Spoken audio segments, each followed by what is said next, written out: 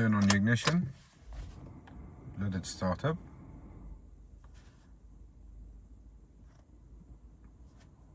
And press and hold this button. Now you turn it to the right to go to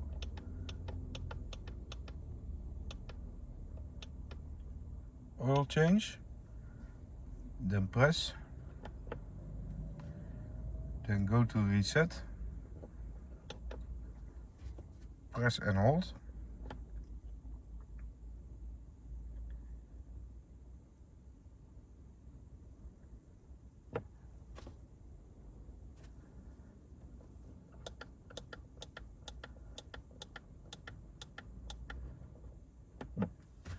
Please subscribe to my channel for more videos.